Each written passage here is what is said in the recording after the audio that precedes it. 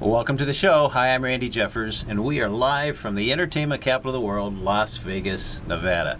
Well, we have a really special show. We have Dr. Ephraim Makube. That's correct. Yeah, I'll make sure I say that exactly right with the right pronunciation, but a doctor of physical therapy. That is correct. And welcome to the show. Thank you very much. It's really great to have you. You know, you're in a field that is just really fascinating and one that I want to learn more about. But let me just start with, I want to ask you something that's sort of a simple question, but I hear the term physiotherapy and physical therapy. What's the difference?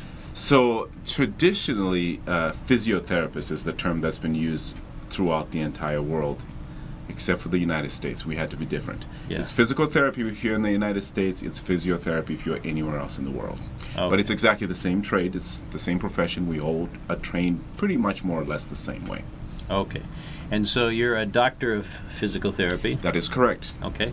And so you had to go to med school and all of those things? Special school? I had to go to physical therapy school, and our program is the program I went through was the doctorate program, which is fairly new over the past 10, 12 years or so. Okay. Yeah.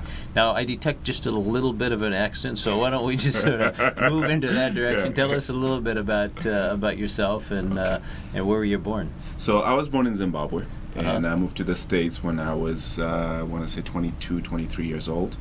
I moved to the great state of North Dakota. That's where I started my adult life. You Yes. and the other 5 people that live there? Or- Pretty sorry, much. Sorry, North Dakota. But at least And it's a lot not of cold, It's that's not, right. not as bad as Montana. Montana only has 3 people. Yeah, I think that's right. And Wyoming is even worse. But yeah, absolutely. So yeah, that's where I started my career in IT, and then became a physical therapist in 2010. What got you into physical therapy? Well, really, honestly, I had always wanted to do something in the medical field. I was headed to medical school at the time. And then a friend of mine said, why don't you try physical therapy? And it was just a fit. I got into it. I saw people who were doing it, and I said, this looks like me, feels like me, and I've never looked back ever since then. Now, you were mentioning to me earlier that you have family that are in the chiropractic field. Correct.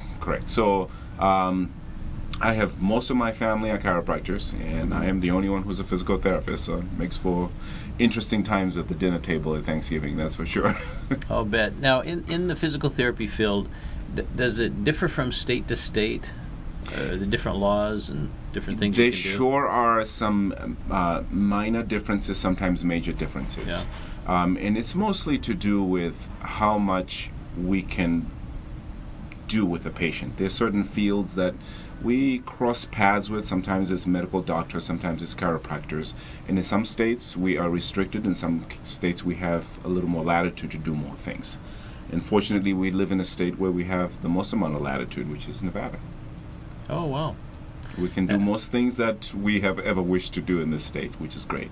Oh, very good. Now, is there some crossover with the field of the chiropractors, the things that they do? Yes, particularly what chiropractors will refer to as adjustments. We call mobilization of joints. We do the same thing more or less, and chiropractors are doing some exercise as well as treatment for their patients. Mm-hmm. We obviously do that as our bread and butter. And then use of electronic modalities. So I'm talking about whether it's traction, electrical stimulation, those are modalities that are used by both professions. So depending on which side of the aisle you're on, you may go to a chiropractor or physical therapy and pretty much get more or less the same treatment. So what kind of a patient would come to a physical therapist? So a number of patients that would come in the spectrum, I'll start with the spectrum. It could be a child as young as 2 days old. Wow. To someone as old as 105 years old, or however old you want to be. And what we mostly see are people who are either coming out of surgery, so they are trying to get back into their normal life, whatever their normal life is. We see people who have diseases that they were born with. It could be a neurological disease, multiple sclerosis, any of the diseases that you see, Guillain-Barré, any of those diseases. people that have some immobility as a result of a disease that they were born with or acquired later on in life end up coming to see a physical therapist. Then more and more we're seeing people who are coming in just for maintenance. They're coming in and saying, I'm not moving as fast as I want to. I'm not doing the things I was able to do 10, 20 years ago. Could you help me be able to swing the golf club one more time? So we see a lot of those patients starting to come into the physical therapy realm as well. Now, this may be a silly question, but how does a real physical therapist differ from some of the things that they do in gyms? Because in gyms they would do some of that, right? Correct. Yeah. So a physical therapist is trained in the anatomy of the body, like any person in the medical field, including physicians, would be trained. We're also trained in diseases and how to treat them. So we mostly learn the same anatomy and pathology, as we call it, of the human body as anybody in the physical world. The difference is we look mostly at motion. How is that pathology affecting the way people move? And our goal is to try and get them to move at their optimal level so that they can do the things that define who they are. If they are a parent, they may need to pick up a child. If they are if they work, they may need to drive a truck. They may need to walk down the street. So we are trying to mobilize people so that they can be the best they can be at the roles that they've been assigned by society, or that they have inherited by just being a parent or a grandparent or whatever they are. Is part of the therapy sometimes just sending them to a gym?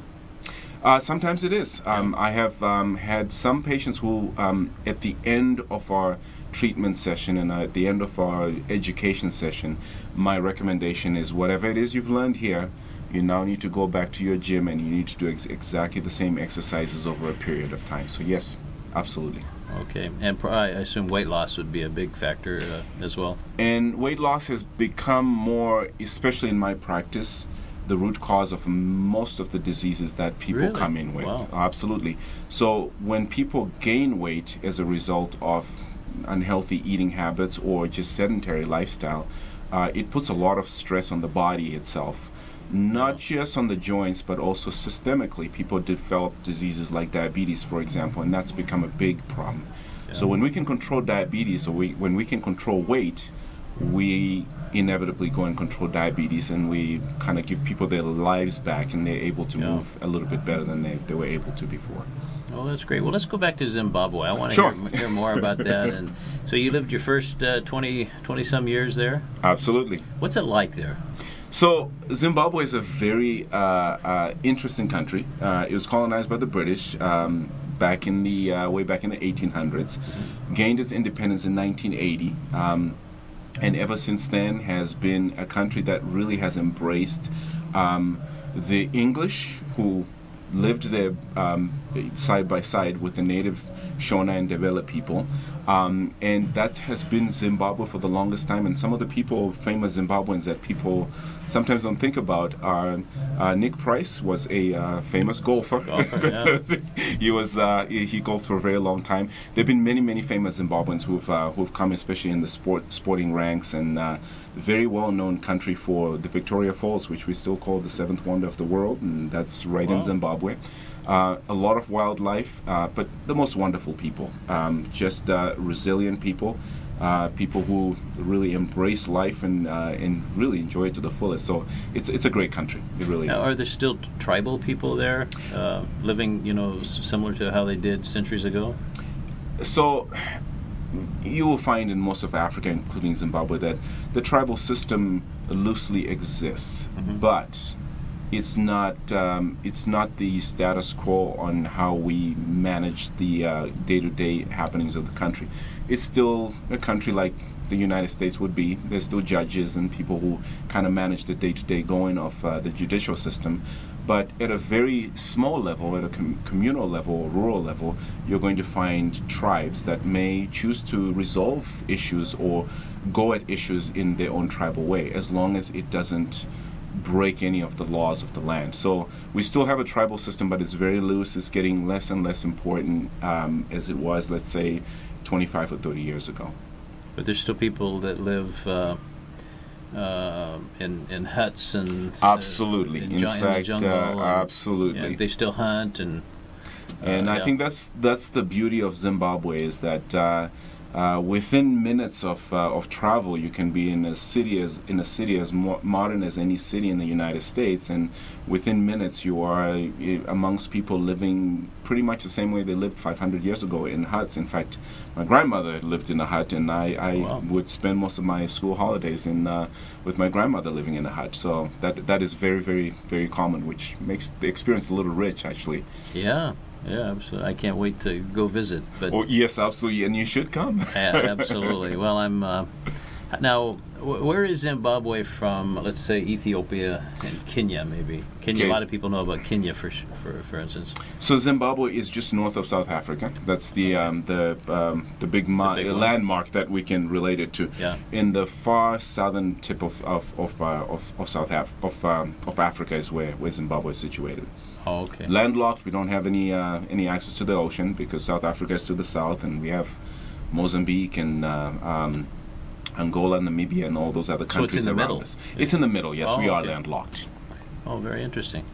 Yeah. How big is it? What's the population? Population of Zimbabwe is about 11 million, at least the last time I was there. Yeah. And I think it still kind of stays around about that 11 to maybe 13, 14 million. Bigger than people. North Dakota. Bigger than North Dakota, smaller than New York City. It's very interesting, and I'm sure you've seen a lot of changes there, huh?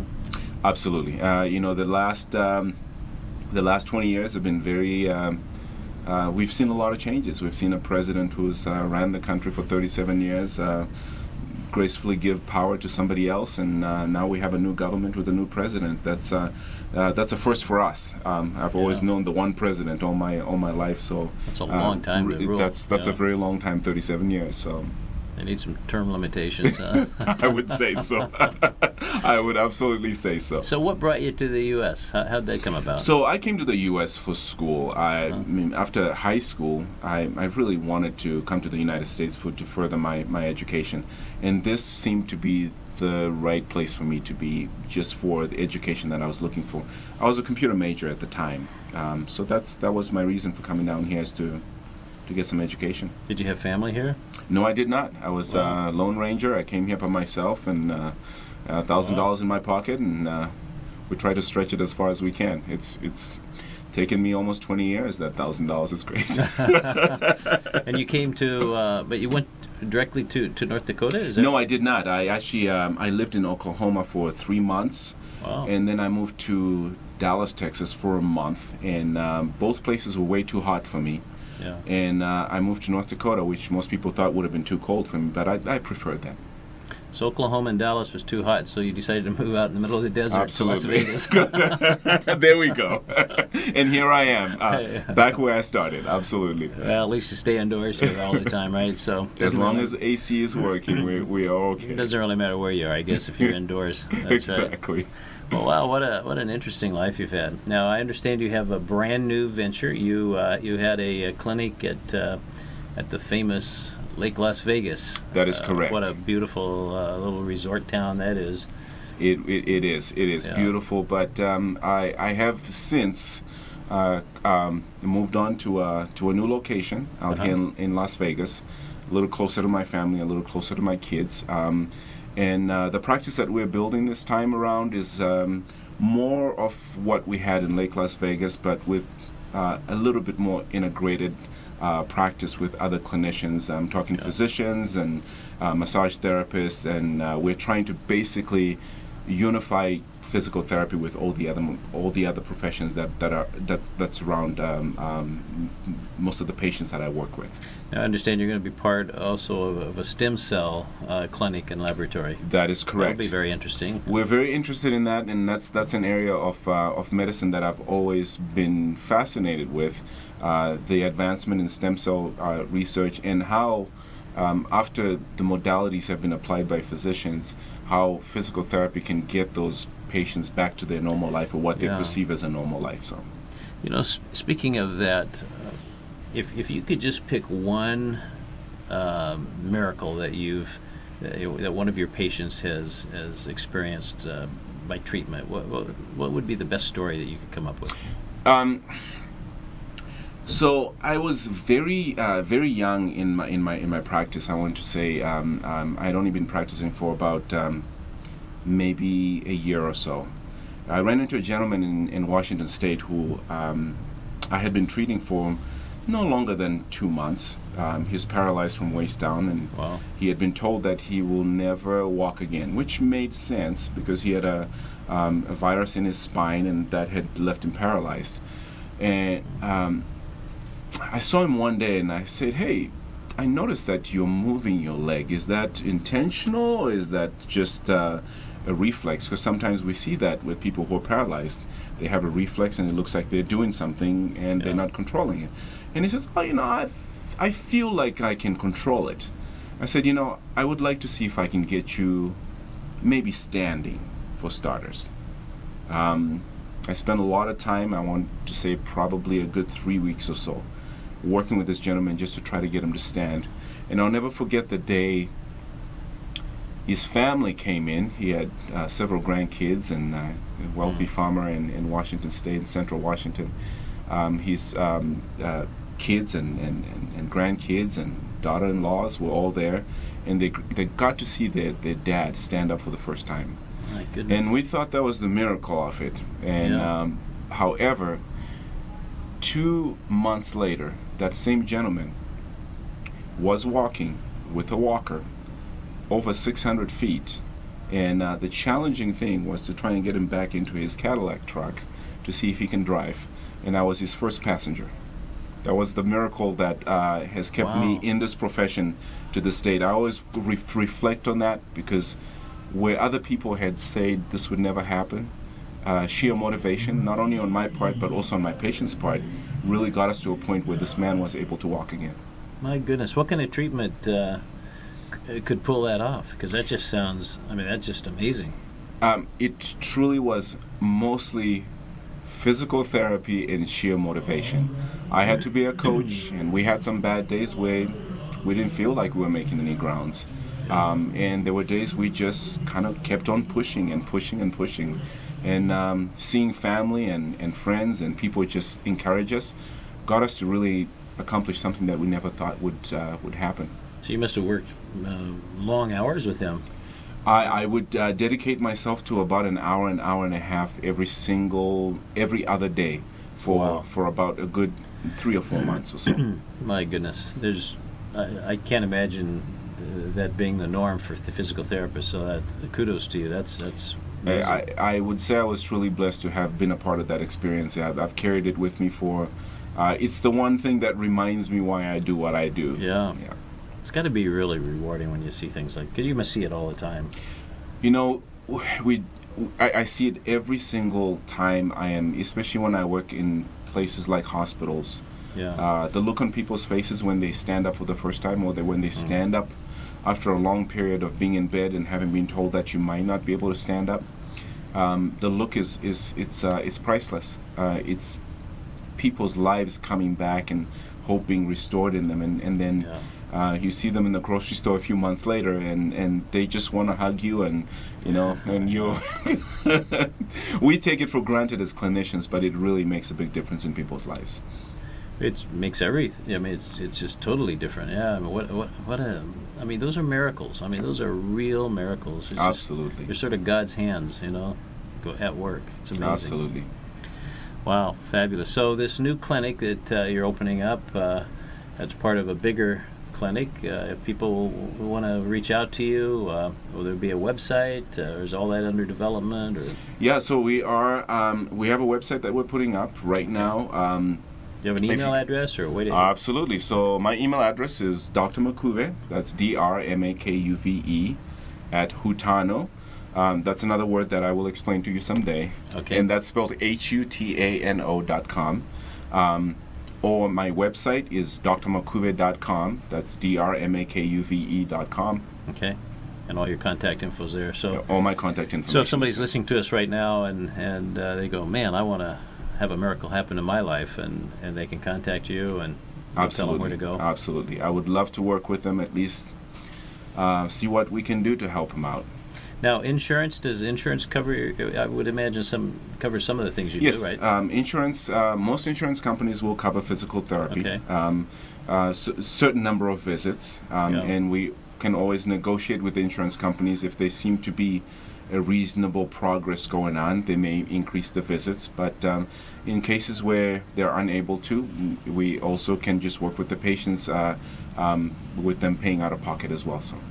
Now, you mentioned that physical therapy is for people as young as just being born, right? 2 Correct. days old. What would be an example of a baby, something you would do with them? So, there are many conditions that babies are born with that sometimes can become a problem later on in life. As the children are coming out of the birth canal, sometimes they can come out with what we call torticollis, where the neck is kind of tilted out to the side. It's a problem when that child is trying to feed, especially if they're being breastfed. So your physical therapist is really going to work on those neck muscles and then try to realign the child so that the child is kind of standing up as straight as they should for their age. The goal of physical therapy in the young, especially babies, toddlers, and young kids, is to try and get them to the point where their motor skills match what we would call typical for that age. So I a see. child who's 5 years old should be expected to be able to jump around on the playground, should be able to play tag with the other kids. If there's something on their body that's preventing them to do that, your physical therapist comes in and helps them so that they can play with their peers without feeling the inferiority of being able to go out there and being on whether it's a playground or playpen or wherever it is that they need to be with their peers. How common is it that someone would have an issue like that as a child? More common than we think, and unfortunately, a lot of times those conditions are left until those children are a little older, and those issues become a little difficult to correct, so to speak. But many children in this day and age, we hear of autism, for example.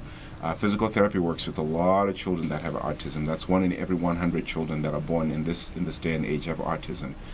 Say that number one more time. 1 in every 100. My child, goodness, yeah. that's a big number. Wow. So it's a large number of children, Yeah. but they have specific motor skills that prevent them from being able to interact with their peers in a way that's age appropriate.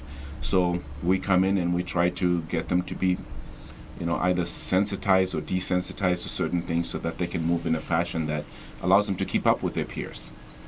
My goodness. Wow. Amazing.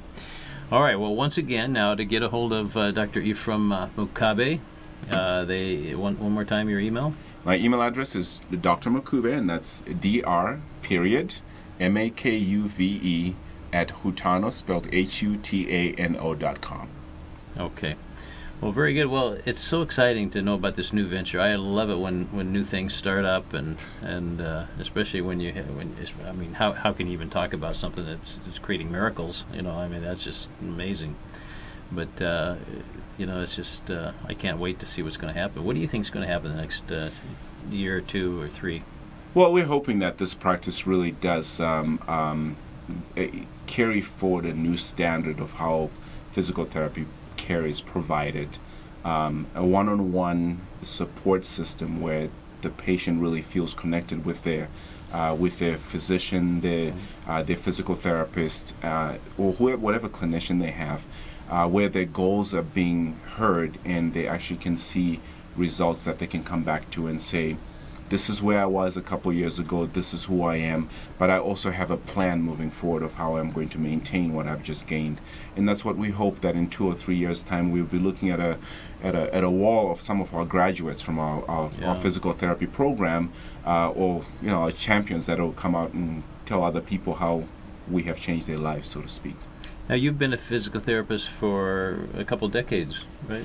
No, for me, it's actually been since 2010. So that's all. I'm a Okay. younger physical therapist. Okay, so you did a lot of other things before Absolutely, that. yeah. Okay. No, I was in IT for 15 years. Okay. I owned web design companies and programming companies and that kind of So stuff. you're right there in the beginning of that industry. Absolutely, yeah. But those were fun days, huh?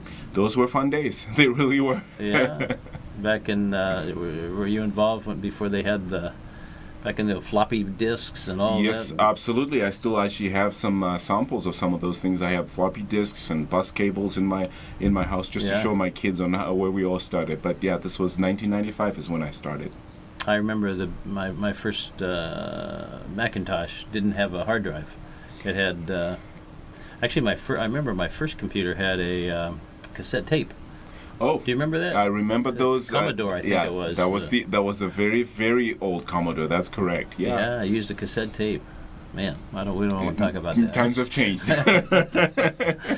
And now you have a phone that can do, what roomfuls of those things couldn't do. Amazing. I think my phone actually has more memory than the first server that I had for my internet service providing business when I was in North Yeah. Dakota back in 2001. So things have really changed. They really have changed. Well, I was going to ask you, and but even since you said 2007 when you started, Correct. and so I mean that's a little while. But what changes have you seen in the physical therapy industry?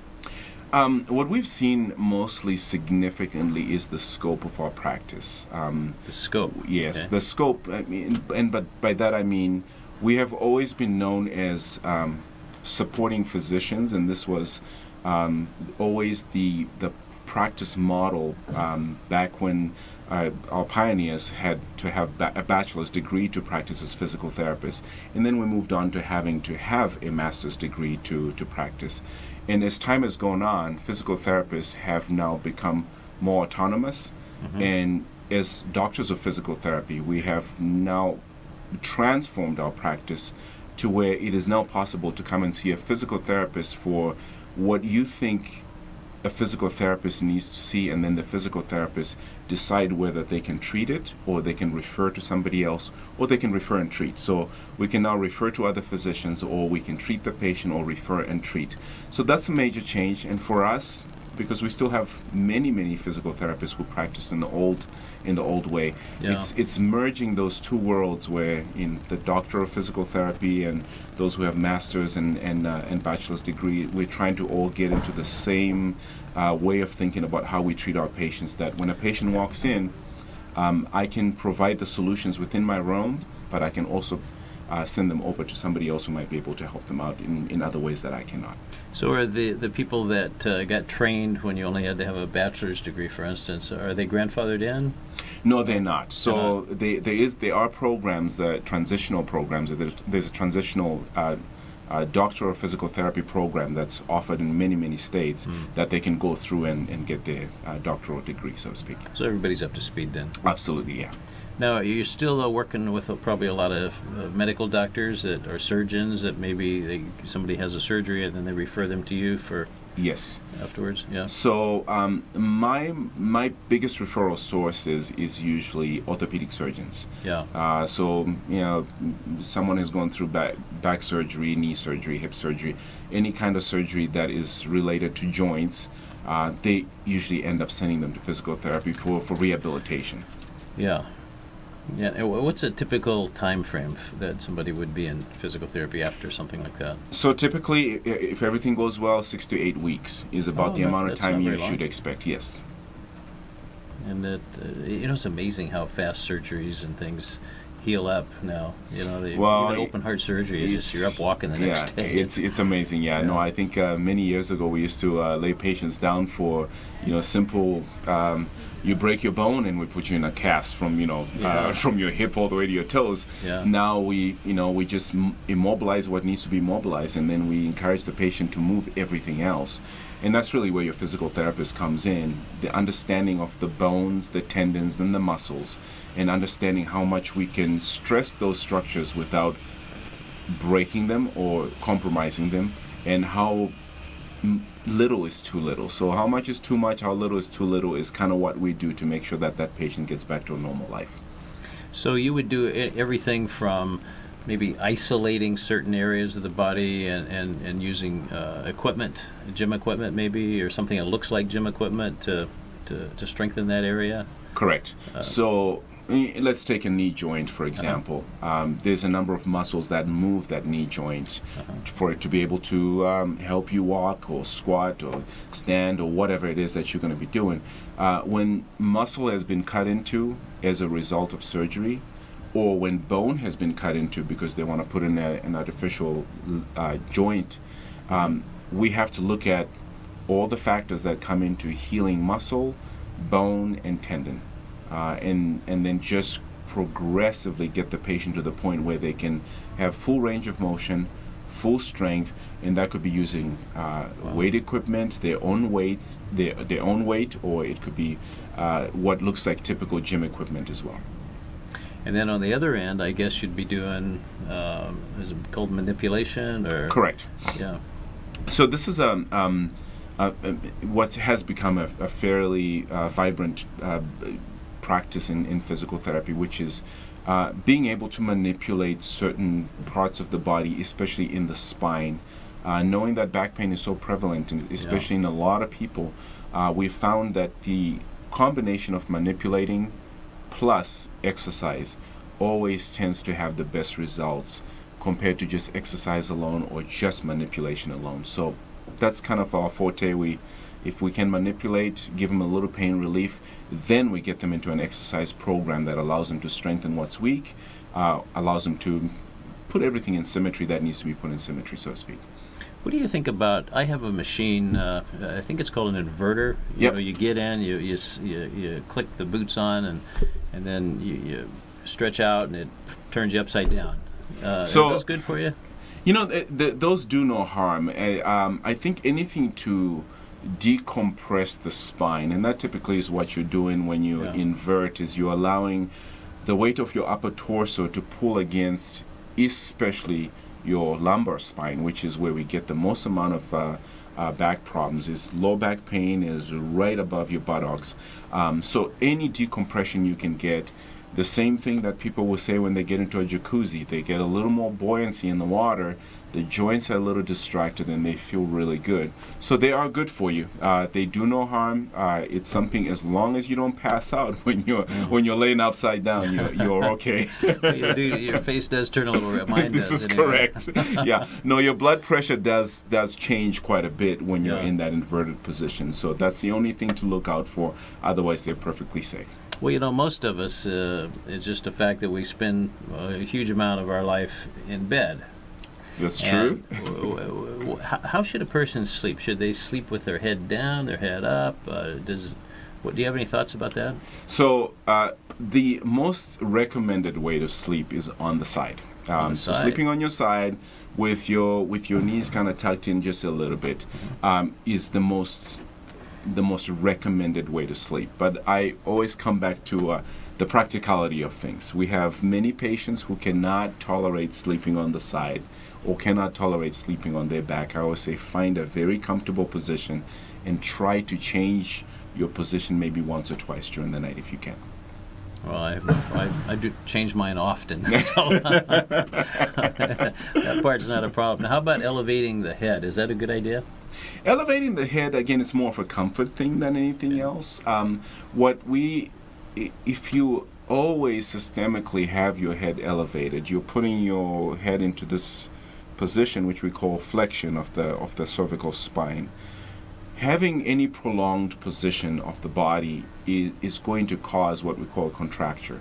So if you end up in this position for too long and you cannot go all the way up into extension, your ability to scan the environment is going to be limited, which means you will have to compensate in other places to be able to do that. You might have to actually bend at the hips to be able to look down. So now you're starting to create problems down here because there's a problem that you created up in the neck.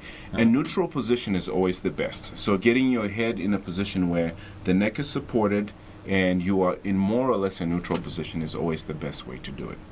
Now, how about elevating the feet and lowering the head?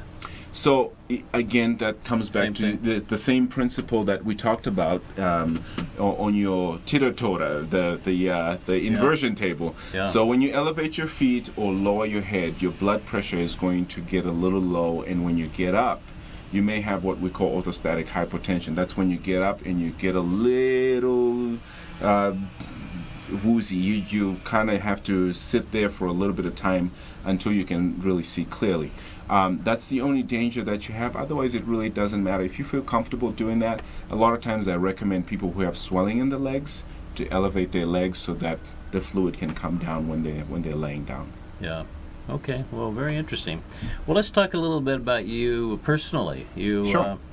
Are you here by yourself? You have a family? I am a father that raises my 2 children. 2 children? Yes. Wow. So a single parent of 2. 18-year-old who just started driving. You Wow. may send your prayers. Yeah. That's right. And I have Send money before and money. That's correct. And I have a 14-year-old son who's in high school. So freshman in high school and a Wow. freshman in college. She's at UNLV. Oh, well, wonderful. Well, those are great ages, especially Absolutely. the 14-year-old son. It's got to be a lot of fun, huh? It is a lot of fun. In fact, we're going to have sushi right after this. Oh, yeah? Yeah, it's his favorite thing. That's the thing we do with our sons. We eat sushi. I do that with my sons. They love sushi. We do that Awesome. often. But where's your favorite place in town? So I just discovered Sushi Fever up on Durango and Sahara. My gosh, beautiful sushi. Sushi Fever. Sushi Fever. Okay. They deserve every star that they have on Google. That's for sure. Really, really good Oh, place. we'll have to try that out. I haven't been to that one, but there's so many great Oh, sushi there are places so many here. of them here in town. Absolutely. Yeah, absolutely. So, do you think your son's going to follow, or your daughter's going to follow in your footsteps? No, she's not. At least to this point, she's a writer, and she wrote her first book when she was 17 years old. My goodness. And she's wow. an English major, and that's what she's committed to doing. So, I hope she'll be the next big novel writer somewhere. Yeah. If not that, maybe she'll write a book. I don't know, but that's what she's gonna do. And how about your son? My son is going to be a movie producer. That's he's at 14 years. He knows more about movies than I could ever think about. He's a movie critic that he's really well advanced in his trade as far as that goes. So I wouldn't be surprised if he became that. My goodness. Well, let me ask you a personal question, if I could. Sure. Who, out of all the people that you've met in your life, who has influenced you the most? Who do you look to as your mentor? Nelson Mandela, by all means. Really? That's it. He was. That question is really easy for me to answer, and I grew up in the era where Nelson Mandela was in prison, and Yeah. I lived through his release from prison and him becoming a president. And you're right close there, yeah. I Right was. next to- We were right there, and Yeah. we named some of our streets Nelson Mandela back home. But phenomenal man in how he handled a situation that most people would have looked for vengeance. He wanted to reconcile his country, and I've read his book a couple of times, and it seems to mean something a little bit more every time I read it. Yeah, no, amazing man. There's some interesting politics going on in that country right now. Yes, there is. They too have a new president. Yes. There's a new president fever going on in Africa right now. Yeah, and they're following, I guess this new president is following the footsteps of some other previous presidents in some other countries, right? Correct. That is very controversial. Very Absolutely, interesting. yeah. So it'll be interesting to see what that part of the world. It will be interesting. Yeah. Well, I can't wait to go visit Africa. It's what an amazing place. Of course, a lot of people think it's the birthplace of civilization, and especially the animal. You must have seen some amazing animals growing up. Oh huh? yeah, it's and you see them all, and you learn to know your space in that whole arena. We're not going to pat any lions. I guess they Yeah. like to eat people. But no, absolutely, very, very diverse wild animal. You just about anywhere you go, you're going to find some really awesome species. Do they have zoos over there, or is everything out in the wild? So we have what are called national parks, and that's really the extent of the zoos. And you're going to have to drive a Toyota Land Cruiser to see one of these animals. In the cities, we have, for example, there's a place called the Lion and Cheetah Park, It's not the size of a zoo. It really is bigger than a zoo, but you can go out there and you can see them in a more in an area that's more manageable to travel. Otherwise, we have snake parks where they have snakes and reptiles and that kind of stuff in kind of So one no area. hunting in those areas. No hunting in those areas at all. Just No. for- Yeah. So it's like National Geographic. It's just like how they explain it, I guess, right? Absolutely, yeah. But it's not uncommon. When I was growing up, in my grandmother's farm, I mean, there were baboons all over the place. We'd chase those guys out of Wow. the fields because they would eat everything that they can eat. We've seen not lions, but we've seen some big animals, Cape buffalo, and we've hunted those on our land as well. So So the baboons, when you're chasing these baboons away, they don't want to chase you back? they can chase you back, and Yeah. actually baboons are very clever. So they will look at your size and they'll size you up. If you look like you're small enough for them to take on, they will chase you away. And if you start running, they will continue chasing you. Yeah. So if you stand your ground, you have a better chance of at least getting them away. But very, very smart animals. Yeah, amazing. Wow. What memories you must have. It's and the older you get, the more you cherish those memories. Yeah. I think, yeah. Now your kids, have you taken them back? I have not. I'm taking my son in May. The first time? Yeah, for the first time. He's Wow. excited about it. Yeah. Now, obviously your English is very good. So is English the language there? So English is the official language. Uh-huh. We have a few other languages. We have Shona and Ndebele are the two languages that are spoken in my country, predominantly. Shona? Shona, yeah. Shona. Okay. Shona is a derivative of Swahili, and Oh. then Ndebele is kind of the same as what they speak in South Africa, the language called Xhosa. The clicking of the... The clicking, yeah. That's Yeah. correct. Do you speak that language at all? I do not. I understand if I'm watching a movie and they're speaking, I can understand it, but Uh-huh. I do not speak it fluently. I do speak Shona fluently, though. So what are your thoughts about the United States, coming from another country like that and experiencing all the things that you experience? What are your thoughts about, and you've been here long enough to see a lot of changes, really. Correct. What are your thoughts about what goes on? Well, I think the first thing that you, when you come to the United States, is you realize the opportunities are abundant in this country. I say to my son, this is the only country where you can, all you need is an old pickup truck for $1,200 and a lawnmower in the backyard, and you can go from yard to yard and say, hey, I cut lawn, and you can feed your family off of that. That's not Yeah. true in most countries. So the opportunities are very abundant, but there's also a complacency about the state of the country. It's really a beautiful country with many, many facets. I've lived in North Dakota, I've lived in Nevada, I lived in Washington for a brief period of time. And I've traveled all around this country except for the tiny little states. That's the only places I haven't been to. And every single place has a different culture, has a different way Yeah. of doing things, even has a different accent. And sometimes if Yeah. you go to Louisiana, a different It's a language little altogether. Yeah. So it is a beautiful country in many, many facets, and has made leaps and bounds in comparison to other places in Europe or anywhere else in the way they have approached the race issue. We have seen the first black president in this country. Yeah. That is something that I would bet my life on. That is, Europe is still many, You're many, talking many about Bill years Clinton, away. right? No. That would be Bill Clinton, yes. I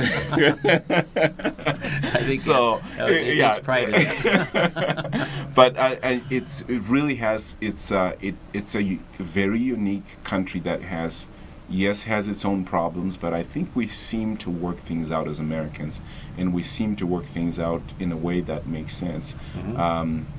I'm always amazed at how sometimes you listen to the news and you think America is falling apart, Yeah. and you step out of your driveway and your neighbor waves at you and you say, you know what, America not is that fine. bad. It's That's right. okay.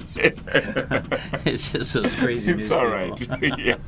Well, it's so exciting to have you on here. Once again, let's give your email address one more time. So that email address is Dr. Makuve, and that's Dr. Makuve at Hutano, HUTANO.com. Okay, well, Doc, it's so great having you here, Thank and you. I can't wait to see what's going to happen with your practice. It sounds like it's just going to take off and just do miracles every single day, and Thank you so that's really much. what it's all about. So thanks for joining us, and we'll look forward to having you back and telling us about some of those. Thank you very All much. right, Thanks. Take care, and we'll see you next week, same time, same station. Bye bye, everybody.